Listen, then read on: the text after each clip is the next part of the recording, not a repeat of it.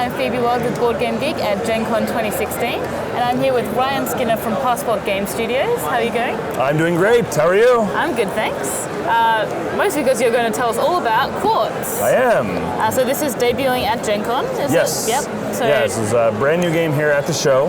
It is a $30 game that we'll have in stores in the next month or so, and should be in September that this will be releasing. It is a push your luck mining game from Sergio Halaban and his partner Andre Zatz.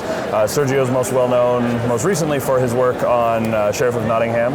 So he's done some great stuff in the industry, which we're excited to have him working with us on this. What we've got here is a game where all the players are they're dwarves, and you're traveling along, and they encounter this mine full of untold treasures, and they have a wager as to who, after a 5-day period, can come out the most rich in gems and crystals. So they go through one day at a time, collecting gems, doing their mining, trying not to mine too much obsidian, which is just the worst thing possible to these dwarves. It's just glass, it breaks easily. It's not shiny, right? It's not shiny, it cuts you easily, it tears their pockets, you know, it's just basically the worst thing ever. Yeah. So they don't want obsidian, they want all the other things. And so mechanically the game works, as I mentioned, it's a push your luck game, where on your turn you have the ability to go mining by drawing one gem out of the bag. So you can see there's lots of colored gems, and they're all listed on our respective mine carts here. So if they're all in the bag, we'll just dump them in here really quick. I can reach into the mine, as it were, and draw out a gem, and wouldn't you know it, I start with an obsidian, and that would be my whole turn, just drawing one gem and adding it to my mine cart. The bag can pass around, and the players can continue to choose to draw gems. Alternatively, if you don't want to draw a gem, you can play action cards from your hand. Everyone starts with a few action cards that let you do things like stealing gems from other people's mine carts, getting rid of your obsidian and putting it in other people's mine carts, special mining actions to get lots of gems all at once, and various other stuff. There's also reaction cards in the deck that allow you to counter things that people are trying to do to you, so there's a lot of fun card play going on.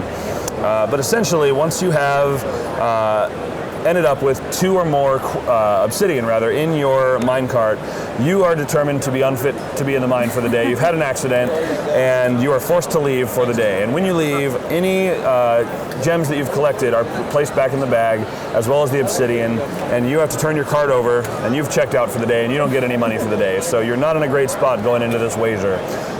But if you have not yet collected 2 obsidian, you can continue to pick up valuable gems, and of course I grab lots of obsidian. There is a pretty hefty supply of it in the bag to make it difficult, but if I have this on my board, yeah, sure, you can pull that forward so they can see a little better. If I have that on my board, I can choose on my turn, instead of mining or playing an action card, I can simply choose to leave the mine and get paid for what I have collected at this point. So I would set it aside, and at the end of the day, when all the dwarves have left the mine, I'm going to get value equal to each respective gem that I have. There's also some special abilities that incentivize people for pushing a little more aggressively. So if I have 3 of a kind or 4 of a kind, I can double the value of 1 or 2 other colors respectively.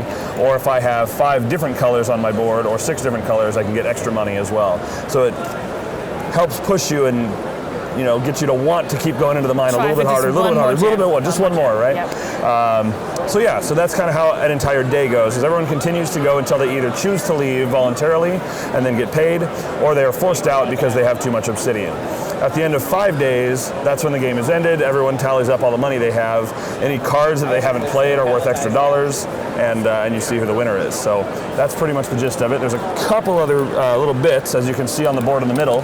There's some cards that are dealt out each round that represent a bravery bonus, which is something you get for staying in the mine as long as possible. Every time a player leaves the mine, one of these cards is either dealt to them or discarded if they are forced from the mine due to obsidian. And then as the players stay in later, the cards become more valuable. You can see there's an extra $1 on the second card, $2 and $3 on the final card. And so that, again, incentivizes you to want to stay in and continue to mine instead of just going for small potatoes, as it were. So, Very cool. So it's a 2 to 5 player game? yes, 2 to 5 player game. Plays in about 45 to 60 minutes. So, yeah. Very cool. So Excuse me, 3 to 5 player game. Just realized, 3 to 5 player game, yes. So, there you Well, are. 3 to 5 player game, that is Quartz by Passport Game Studios. Thank you very much. You're very welcome.